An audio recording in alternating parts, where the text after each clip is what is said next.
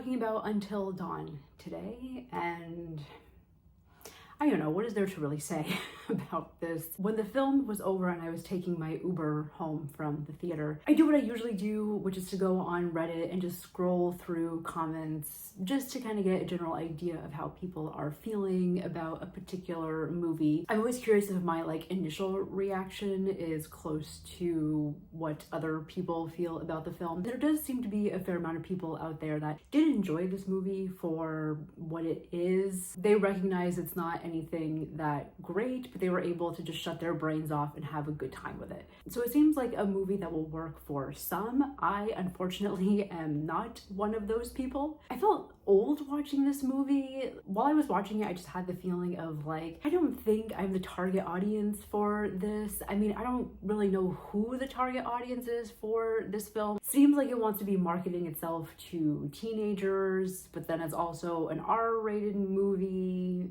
Not that teenagers can't get into R-rated movies. I don't know. Hello everybody, my name is Kat and welcome back to my channel where we talk about all things horror. This will be a video about Until Dawn. There will be some spoilers, so if you want to go into this movie completely blind and not knowing what the kills are going to be, probably best to come back after you've seen the movie. That being said, do I recommend that people go out and see this in a theater? No, I do not. I know I'm technically a week late and there have already been people going to the theater to see this, but if you haven't yet and you're still on the fence, just wait for this to come on streaming. It'll be on streaming by next week, if not this week. This is a movie that is obviously based off of the very popular video game of the same name. Now, I never played the game. I did watch playthroughs of it. I remember watching a playthrough that Markiplier did back when this first came out. What was that, 2014, 15, 16, somewhere around there. And I remember when the game came out, and even while watching the playthroughs of it, the one thing that stood out the most about it was that it had this very cinematic quality to it. The visuals were very realistic and stunning for the time, and it had a very compelling and interesting story and using things like the butterfly effect. And I remember there being some pretty creepy scenes in the video game, and I'm actually surprised that it took them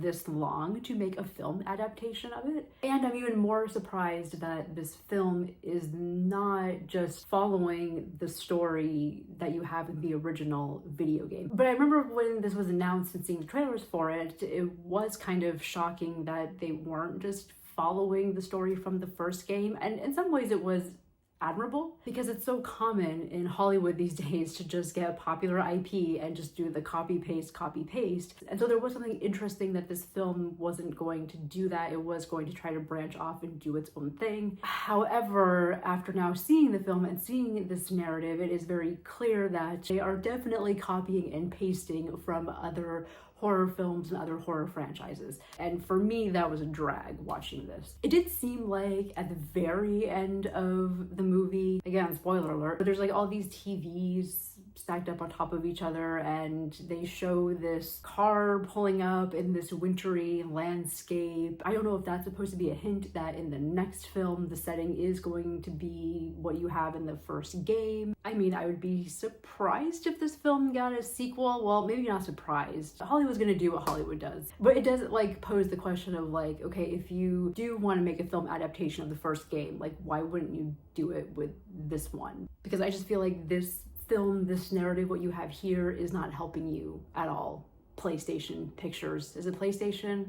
Whoever the game developer is. The premise of this film is that you have a group of teenagers, young adults, that stumble upon this abandoned, I think it's a bed and breakfast type location, just this abandoned part of a town. The main girl of the group, our main protagonist, her sister has gone missing, and you find out that this group has spent months now, if not a year or more, driving around trying to find the sister and trying to figure out what happened to her. And the friend group is pretty much in agreement that the sister's probably dead. They just don't want to tell the protagonist, or trying to be nice to her, or just try to humor her. So inside this bed and breakfast is one of those giant hourglass things with the sand in it. Them coming to this location triggers this game to start happening, right? The hourglass flips over. The idea being that they all need to survive the night if they want to escape this location. Once the game starts, you have all this weird stuff that starts happening to them. You have slasher villain guy coming in there and killing them one by one. And once they're they're all dead, then the clock winds back, they wake back up, and the night starts all over again. So they're very stuck in this, you know, Groundhog's Day type loop. There's also this like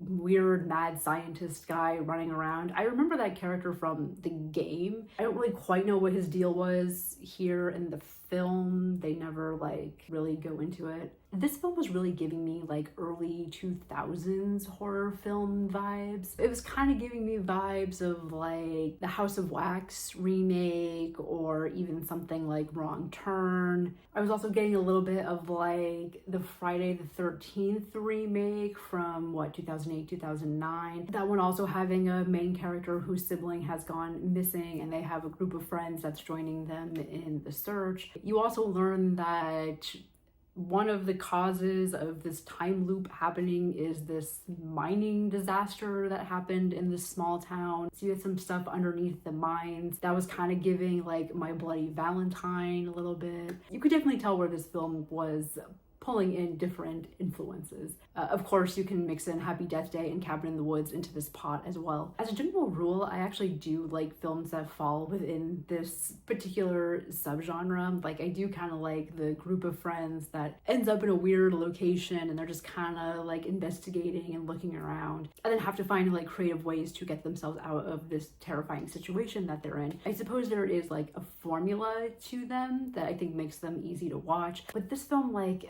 just didn't hit that mark, and I think it's because it really isn't doing anything that new or original. A lot of the kills that we see in here, a lot of the monsters that we see in here, it's all things that we've seen before. Like, there was nothing within the presentation of horror elements that felt new or interesting, or, you know, trying to subvert expectations or trying to do a different take on an old trope. It all just felt very like tired. All of the monsters in this thing, because they encounter like different creatures and people every night, but all of the monsters here like just felt like randomly selected because they're well-known tropes within the genre, not because they really had anything to do with the overall story or any kind of connection to the characters or whatever the themes are of the film, right? It's like, yeah, the guy in the mask with the knife, you've got like people getting possessed by something and they're just kind of doing the floating in the air, or their eyes will like go all black and they've got like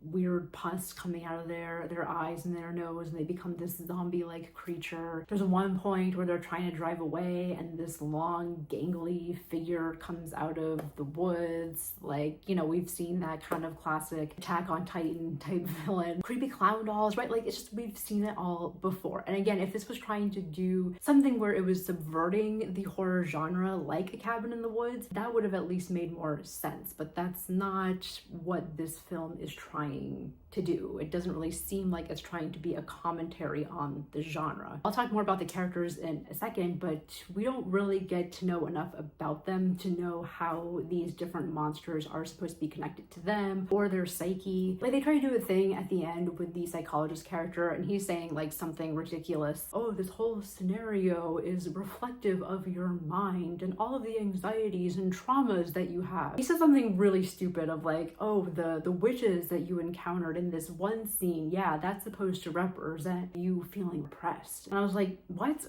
It also doesn't help that him explaining all of this is just done through exposition and is not done through any kind of character study. There's also just like a tonal problem with this movie. I couldn't tell what this film wanted to be, because when it starts off, it feels very serious. It feels like it's trying to be a typical like horror film with some drama mixed in there. And then I would say like halfway through the movie, they start incorporating more humor into it. Like, the characters will start joking around more or making snide comments about what's happening to them. You get like weird gags where, for example, one of the characters finds these like old VHS tapes. Like, oh, we can play these and like find out more information about what's going on here. And he puts in like one VHS tape, and then this like pornography video starts playing, and that's supposed to be funny. Maybe maybe it would have worked if that was the kind of humor the film was playing with throughout the entire runtime, but again, that's like not what it was. At least to me, it didn't come across that way, and it just fell off. Like, it didn't feel right, it didn't flow right. It wasn't like presenting itself as a Happy Death Day or Cabin in the Woods, where you could clearly tell from the very start of the film that it is supposed to be more on the comedic side. It felt like maybe a thing where they were on set and they were trying to film like a serious version of it, and then halfway through the production they were like, you know what, this isn't working, maybe we can try to make it funny. You're trying to scare me, or you're trying to make me laugh. Whatever this movie was trying to do, it was failing. And again, even in the humor of it, like, it's not giving us anything new here. Like, the gags you're presenting with us were done better in films like Cabin in the Woods and Happy Death Day. Like, this is the thing, is that if you want to make this type of movie, you've already had really great films that have done this. You need to figure out how can you set that bar even higher. What can you do differently than what those two films did? Great, you want to have a movie filled with horror tropes. Okay, what are you trying to say about the genre that Cabin in the Woods didn't already say? Or you want to do the Groundhog Day type film. We've had a lot of films like that in various genres. Maybe you could have had this like premise of doing the same thing again and again, but make it a little bit more action oriented. Like, I also feel like that was a highlight of the game, where you would have these like chase sequences, for example, and obviously it's a game, so a lot of the anxiety of it is the fact that you are playing it, or in my case, you're watching someone play it, and there's the anxiety of like trying to get away from this creature, defeating this creature before it can kill you. But I feel like the game just had these like great moments of tension and anxiety and like genuine creepiness that you just do not have in this movie. And I think a big reason why there's just no suspense here, even though it does feel like the film is trying to build suspense at parts. And again, just want to say that I'm speaking for myself here, because I do know that for some people the build-up and the tension did work enough. But for me, I feel like the biggest issue with the suspense was I just didn't care about any of the characters. I thought all of them were very bland. I thought they were very just two-dimensional, stereotypical. And so when I'm not connecting with characters, I don't really care if they live or die. So there goes the suspense element out the window. Especially the protagonist, the main girl. Again, they try to tell us through dialogue of like, oh, she has trauma, she tried to take her own life, she's a sad girl. Like, okay, great. If you say so. To use something like A Happy Death Day, the reason why that film worked as well as it did is because we are seeing a very clear character arc throughout the film, right? You have the main protagonist, Tree, is that her name? Who starts off as this bitchy, mean girl type character. And then throughout the film, you get to learn more about her, you learn about her personality, you learn what happened in her past to make her so cold-hearted. And then we get to see how she is changed by the end of the film. It's like, this is such a core piece of storytelling. This is why we like stories. This is why good stories work, is when we get to see that change. So it always is kind of baffling to me when we get these films and it's like you have none of that there. Like, characters are just the exact same throughout the whole movie, and even all of this horrible stuff that they're going through has like no impact on them, has no effect on them. The main girl here, like, yeah, they try to set up something with like her sister, and she keeps talking about this thing of like, oh, I should have done something differently. Again, I'm not really sure like what this girl's deal is. Yes, I know she's depressed, I know she's looking for her sister, I guess something happened in their relationship. We get one lazy flashback / dream sequence of her saying goodbye to her sister before her sister disappeared. You find out the sister is going off to college and leaving the small town that they grew up in, and she just says something to the protagonist of like, oh, well, you can't be mad at me for living my life, and you're just gonna be stuck here in this house, and blah, blah, blah, blah, blah. So yeah, I guess you do get a kind of mirroring of this character being stuck in their life, and then they're stuck in this loop. Like, okay, but again, I only know all this because you're telling me through dialogue. So if that's the case, if that's like what this movie is supposed to be, it's supposed to be about breaking out of your comfort zone or your inner cage that you're in, it would have been nice if we could have seen some behavior at the beginning and then see a changed behavior at the end of the film, right? Something that's going to help this character break free, break out of the situation that she's in. As far as her having like all this kind of trauma and whatnot, like, again, I don't really even know where that comes from. Yes, I know she was sad that her sister was leaving, but it didn't seem like they were having like a big falling out. I know, movie, you're trying to get me to feel bad about this person and to care about what they're going through and to care about this relationship between her and the sister, but I wasn't buying any of it. And it's like having the flashback/dream sequence that comes in like probably 15-20 minutes before the final battle, before the movie is supposed to be over. Like, it's just lazy writing. This is such a pet peeve of mine, where it's like you can tell that they didn't develop the story enough, and now they're getting to the end and they're like, oh shit, we got a point that we have to make. How do we do that? Okay, just throw in a flashback. So you have that. The other moment that really pissed me off was, again, towards like the very end of the film. There's this whole sequence where the characters realize that they've actually been in the house, in the bed and breakfast, longer than they think they have. Like, there's this big revelation of like, oh my god, we've been here like 13 nights already. And one of the characters is like, oh, I think I've been recording what's been happening this whole time. Because I guess it's a thing, they don't remember like what happened to them in the previous night, although it feels like sometimes they do remember when it's convenient for the plot, they remember. But anyway, this character's like pulling out his phone, and then it's just this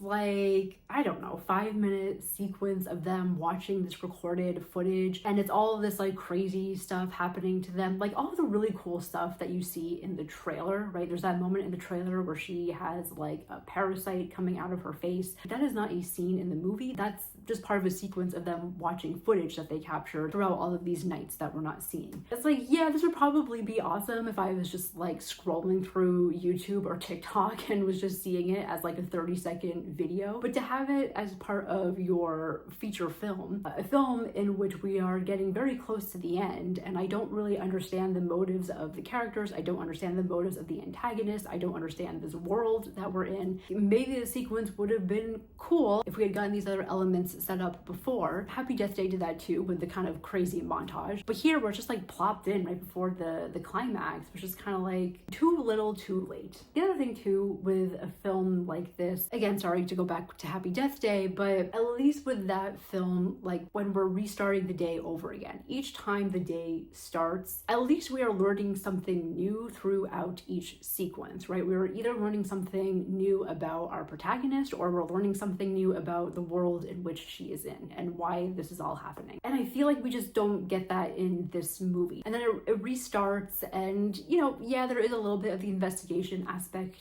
to it, but there's just nothing substantial there in terms of, again, the character development or the narrative or the themes of the film. The gore itself is like, okay. There was one sequence that I did like, and that was all of them exploding. There's like a scene of them drinking the tap water, and there's something in the water that causes them to just implode. That was shocking. That kind of woke me up for a little bit and kind of being like, oh, okay, what's going on here? Had the comedy been more consistent throughout the whole film, it probably would have been a very funny sequence, but that was like really the only like kill sequence where I was like, okay, that was fun. I liked how they did that. And then we get to the ending, which was just very anticlimactic, with her and the psychologist. Like, for someone that's supposed to be this like mad doctor type character who has created this whole elaborate scenario, he gets defeated very, very easily. And it was so unsatisfying because she gets rid of him by putting the water, the explosion water, into his coffee cup. You're the one that created this. Like, you didn't really tell or notice that there was something in your coffee. You're not noticing that the explosion water is dripping down your ceiling. It was so unsatisfying. It was so unsatisfying. After seeing the movie, I was like, y'all should have just like rebate the game. So that was Until Dawn. I'm not sure what's coming out next. I know we are quickly approaching the summer of sequels, it seems. We did get trailers for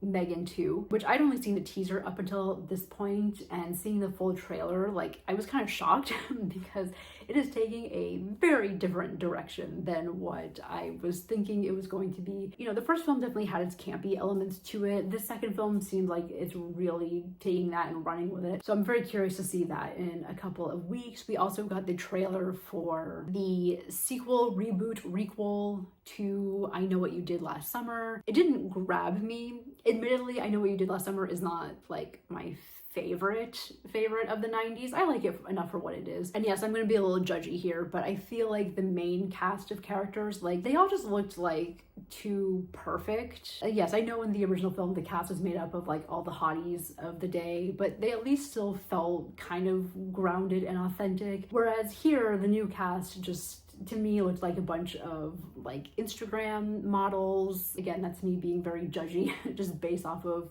the first trailer. Not the franchise continuation that I'm looking forward to the most this summer, but it might surprise me. So that's all that I've got for you guys for today's video. If you saw it until dawn, let me know your thoughts in the comments down below. Let me know if you liked it more than I did, or just let me know what you've been watching lately, and I will see you next time. Thank you so much for watching.